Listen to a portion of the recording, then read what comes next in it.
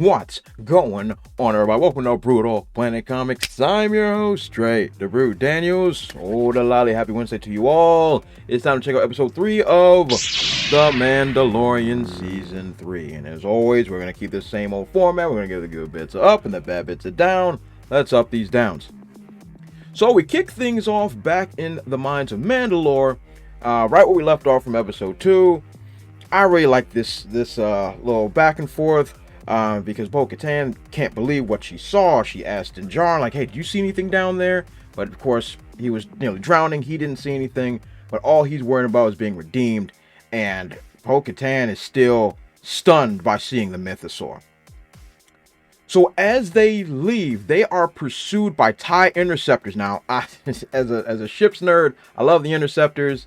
I think they're top tier Empire stuff. So they're being pursued by some mystery person that's sending TIE interceptors, so they gotta have some serious firepower. So they head to Novala to get Din Djarin's ship, and they have this really cool air battle. It's really fun, really cool, well done. I was having a good old fun time.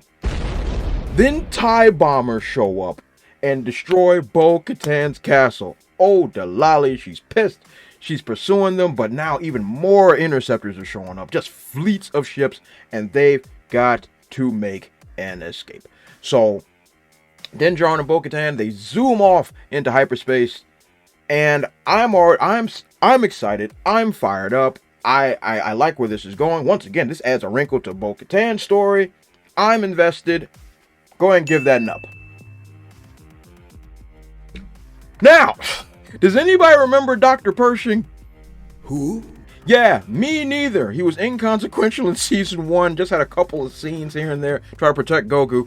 But, bruh, we're about to spend 30 minutes with this dude. And whoo boy, let's just go through this. So, Dr. Pershing is at Coruscant, and he's basically a part of an amnesty housing program in which it's a prison camp, call it like it is, in which former officers of the Empire are there to reform themselves, blah, blah, blah. And he's speaking in front of the former council.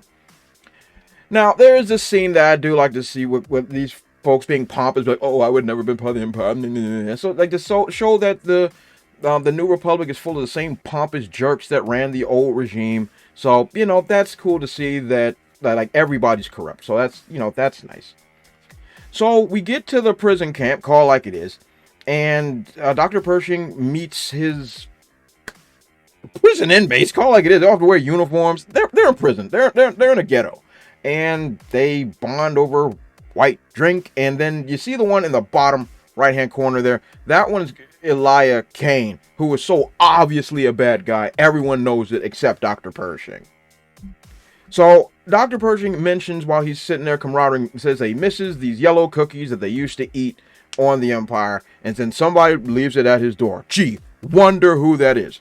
So, overall, the scene is okay. We get to establish that, yeah, there's what the New Republic is doing with former Empire. So, on that basis, it sets the stage for where the world is. I'm gonna go ahead and give it an up.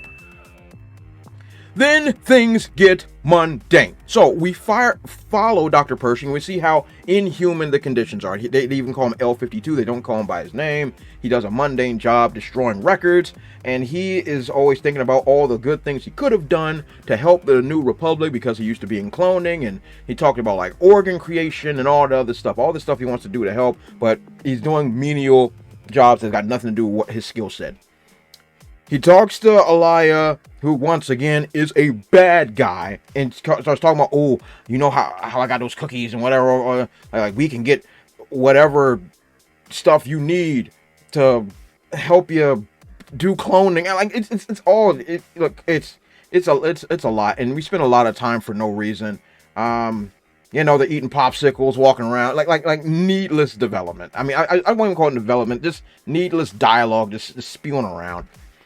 So this was a little interesting, I will say, because just like in any prison camp, you always got to have somebody sitting there be like, do you feel like you love the government? And you always have to say yes, or, they drag you out and do things to your body. This scene I thought was pertinent once again, because of the New Republic is evil. Let's call it like it is. Like, if you got prisoner of war camp, you're evil. I don't care how you want to spin that. To show the corruption and show how, even though this is someone you could use, you just toss him to the side.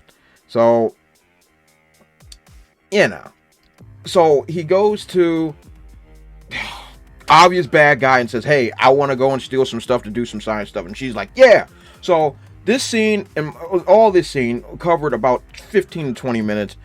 It was mundane, and like a couple scenes was okay, but overall, I think this takes away. I found myself looking at my watch a lot. Go ahead and give this a down. It just didn't do it for me. I didn't really enjoy myself. So, this just gets outrageous. So they hop a train and to get to the a shipyard where they're breaking down Imperial ships and stuff so they can get the science stuff. So they jump off the train. You figure that out wherever you were. And they go into one of the Star Destroyers, which is cool. The design is nice. And so as he's collecting all the things he needs for his science experiments, not even any cloning DNA, he just starts collecting things. She's just sitting there waiting in the corner. There's a sound or whatever. And gee whiz, guess what? She double crosses him. Of course! Oh, Delali. Who didn't see that coming? She takes it. But I guess there's some Imperial, not Imperial, but whatever you people are, the New Republic, some of them are in on it too. I don't know, but then we get this scene, which is really, really cruel. We got this man in a freaking mind erasing thing. Now, this, once again, this is the New Republic. Said, oh, we'll put it to a low setting, so it'll just feed you. It's mind control, well, mind erasing. Once again, they're still using this horrid experiment technology.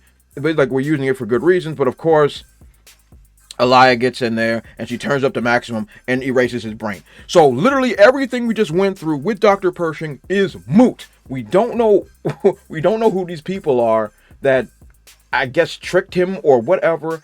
Developing his character meant absolutely nothing. We spent 30 minutes with this dude. This to me felt like a big old fat waste of time. Down.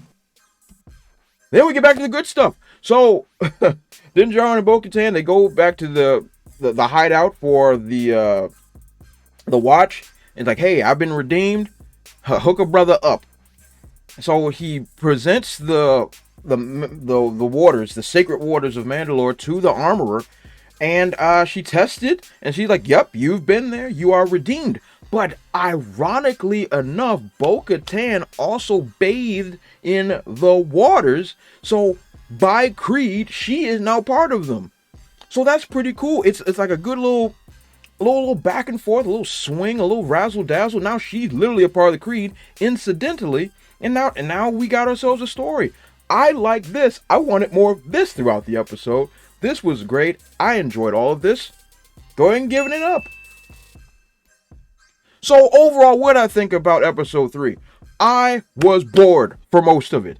30 whole minutes of me walking around with Dr. Pershing for no reason whatsoever. We could have had a quick scene of him just being drug off somewhere and then stealing this technology. But this whole elaborate thing, it was annoying. It was nonsensical. The intro really had me invested and the ending really had me invested. But that 35 minutes of nonsense really took me out of it. I did not enjoy that. So overall, I'm going to give this a meh. It wasn't bad, it wasn't good, but good lord, if I'm sitting there looking at my watch a bunch of times, it's obviously something's not working. What do you guys think? Let me know in the comment section below. What do you think about the 3rd episode of The Mandalorian, Season 3?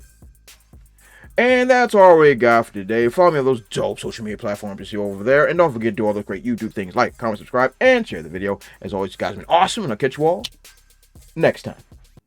Also, if you want to support my channel, check out spinwiz.com or download the SpinWiz app and check out my comic series, Trouble. It was written with a lot of love, and it was definitely my favorite comic series to write. I've also written it in English and in Spanish, so whatever floats your boat, I got it for you. Thanks again, and check it out.